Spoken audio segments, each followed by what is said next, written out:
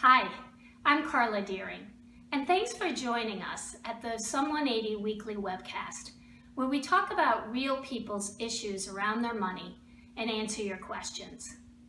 Tonight's issue is a severe lack of emergency funds for many of us around the country.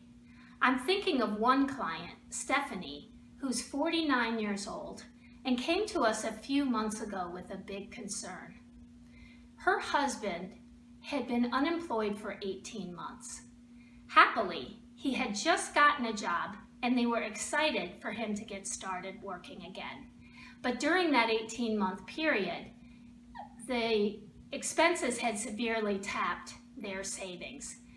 And they were afraid of how were they going to rebuild their emergency funds.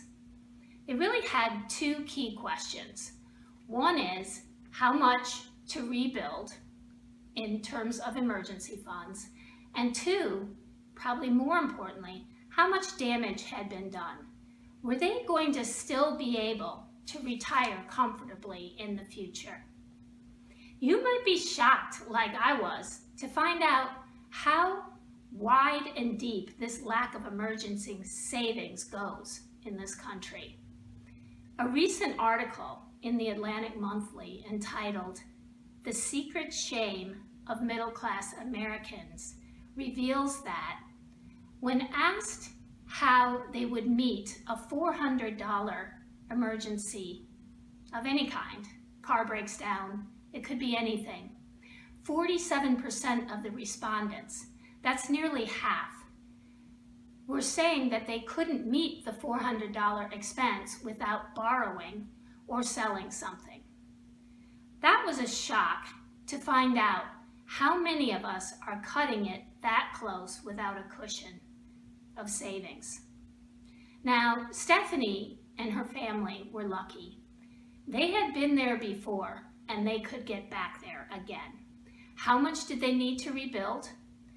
They needed to do it in two phases. The first phase, their plan told them, is to rebuild your cash reserves, which is 6 months of monthly expenses in a readily accessible account to cover unexpected expenses. After that, they need to go on and save almost 24 months of monthly expenses in various vehicles to make sure that they could withstand a bigger emergency in the future.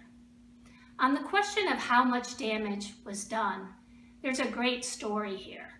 It turns out that Stephanie and her family already had a good emergency fund before all of this occurred. Yes, they depleted almost all of it, but what they didn't do is then have to go on and redeem college funds or borrow against their 401k or anything else. So as they rebuild their emergency funds, they are in fact back on track for a comfortable retirement in the future.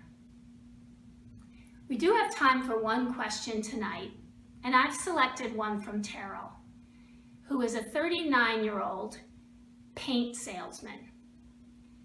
Terrell asks, "When I finally started making good sales commissions, I found myself buying stuff like a new TV and a road bike. I don't feel right about buying more stuff. What should I be doing with my money?" Terrell's first next step in his plan was to build his cash reserve. First of all, it's a way to get him started as a saver.